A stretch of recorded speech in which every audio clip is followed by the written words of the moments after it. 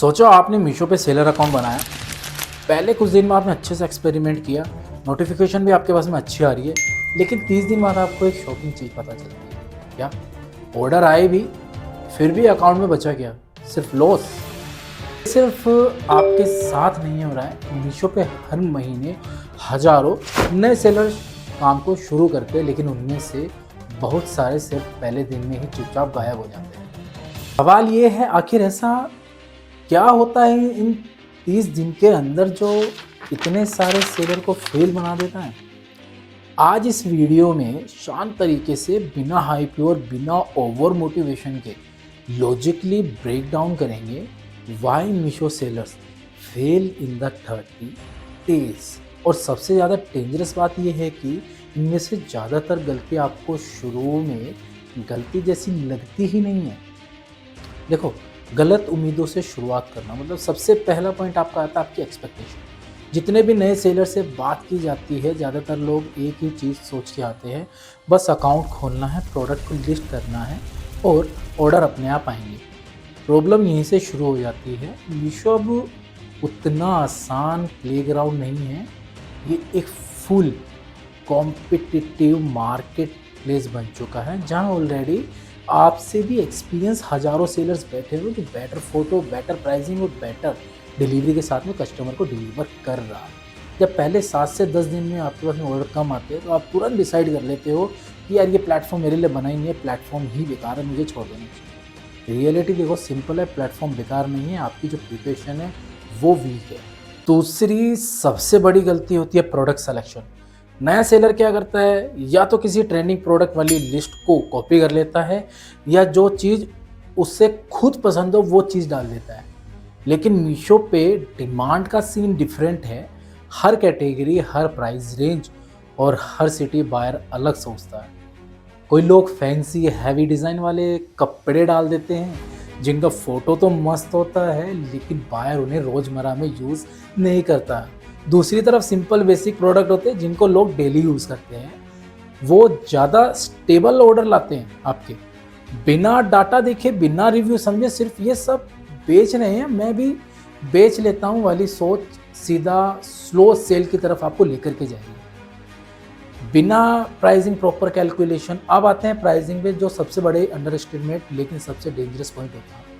नया सेलर सोचता है चलो सबसे कम प्राइस में रखते हैं, बायर हमारे पास आएगा, पेपर पे आइडिया स्मार्ट लगता है, लेकिन जो ग्राउंड रियलिटी है कुछ और ही होती है। अब प्राइस डिसाइड करते समय सिर्फ प्रोडक्ट की खुद की कॉस्ट देखते हैं, लेकिन मीशो पर एक्चुअल कॉस्ट कमीशन वो नहीं लेता है, लेकिन जो शिपिंग, पैकेजिंग और सबसे इम्पोर्टेंट जो रिटर्न का नुकसान भी इसमें शामिल होता है। अगर आप 100 रुपये का सामान बेच रहे हो तो, लेकिन 20 से 25% अगर आपका रिटर्न आ गया तो एवरेज में हर 3-4 ऑर्डर के बाद आपको एक ऑर्डर आपका सीधा नुकसान में जाता है। बहुत सेलर को एंड ऑफ द मंथ में जब प्रॉफिट लॉस का हिसाब लगाना पड़ता है, तब पता चलता है कि ऑर्डर तो आए थे लेकिन पॉकेट में तो कुछ नहीं आया। चौथा पॉइंट जिसे लोग छोटी चीज़ समझ के इग्नोर कर देते हैं, आपकी इमेज की लिस्टिंग। मीशो पे बायर आपका चेहरा नहीं देखता है, ना आपकी शॉप को देखता है और ना आपके बोलने के तरीके को देखता है। उसके पास में सिर्फ 2 चीज़ें होती है, आपकी फ़ोटो जो डिस्क्रिप्शन देते हो। जब इमेज लो लाइट में ली गई होगी तो बैकग्राउंड में ऐसी होगा, प्रोडक्ट हाफ दिख रहा होगा, तो बायर का पहला रिएक्शन ही होता है ये सेलर लगता है सीरियस ही नहीं लग रहा मुझे बेचने में।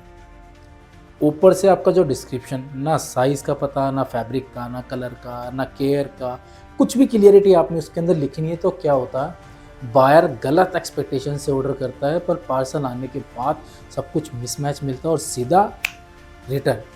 हाई रिटर्न रेट सिर्फ एक प्रोडक्ट का इशू नहीं है, धीरे धीरे पूरे अकाउंट के लिए डेंजरस बन जाता है। समझो इस चीज़ को, रिटर्न रेट और अकाउंट हेल्थ का गेम, ये पार्ट पहले 30 दिन में मैक्सिमम सेलर इग्नोर कर देते हैं। मीशो सिर्फ यह नहीं देखता है कि आपके कितने ऑर्डर आ रहे हैं भैया, वो ये भी ट्रैक करता है कि कितने कैंसिल हुए, कितने लेट डिस्पैच किए आपने, कितने रिटर्न आपके आए हैं और कस्टमर ने आपको क्या रेटिंग दी है, अच्छी दी है कि घटिया दी है। जब आपका रिटर्न रेट हाई होता है तो ये कंप्लेंट बढ़ जाती है, तो आपका अकाउंट धीरे धीरे लो परफॉर्मेंस जोन के साइड में जाने लगता है। तो इसका रिज़ल्ट आपको लगेगा कि पहले इंप्रेशन थे, अब व्यूज़ कम आ रहे हैं और अब तो मेरा ऑर्डर भी उठ गया है, इसका मतलब अकाउंट ब्लॉक हो गया भैया। असल में सिस्टम ने आपको थोड़ी थोड़ी देर के लिए साइड में रखना शुरू कर दिया है। प्रॉब्लम ये है कि मैक्सिमम नए सेलर अकाउंट हेल्थ का सेक्शन खोल के भी नहीं देखते हैं, उन्हें सिर्फ इतना दिखाई नहीं देता ऑर्डर कम हो गए हैं और वो कंक्लूड कर लेते हैं कि मीशो बेकार है। इस आखिरी इम्पोर्टेंट पॉइंट, पेशेंस।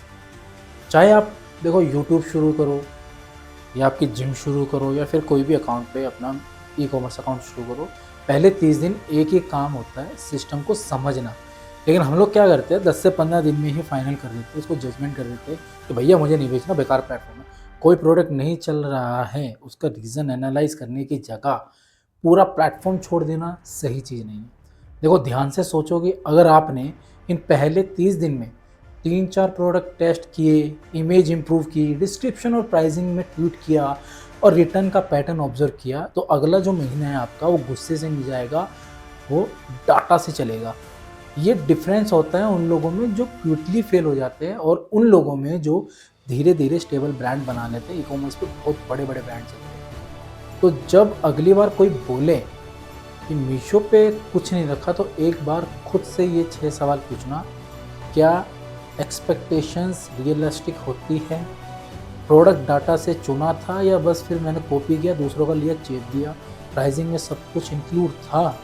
फ़ोटो और मेरी लिस्टिंग को मैंने सीरियसली लिया था? अकाउंट हेल्थ और रिटर्न्स को मैंने मॉनिटर किए थे? और सबसे ज़रूरी, क्या सच में मैंने इन 30 दिन के अंदर पेशेंस रखा था, थोड़ा सा भी? अगर आप हॉनेस्टली इनका जवाब हाँ में दे सकते हो, तो आपका मीशो जर्नी बकाये से ऑलरेडी अलग लेवल पर है भैया। अगर ये ब्रेकडाउन यूज़फुल लगा हो तो इस वीडियो को बस अपने फ्रेंड के साथ में शेयर कर दो जो मीशो पे स्टार्ट करने की सोच रहा है या कर चुका है। और अगर आप भी इससे क्लेम या लॉजिकल ई कॉमर्स एक्सप्लेनर देखना चाहते हैं तो मेरे इस चैनल को आप फॉलो कर लो, क्योंकि नेक्स्ट वीडियो में मीशो की रिटर्न पॉलिसी, प्रॉफिट कैसे कैलकुलेट करते हैं, इन सब के डिटेल का हम लोग ब्रेक डाउन करने वाले हैं। और अच्छा प्रोडक्ट कैसे सेलेक्ट करते हैं हम लोग वो भी देखेंगे, जिससे आपको लॉस ना हो। तो इसको यार सब्सक्राइब करके जरूर रहना।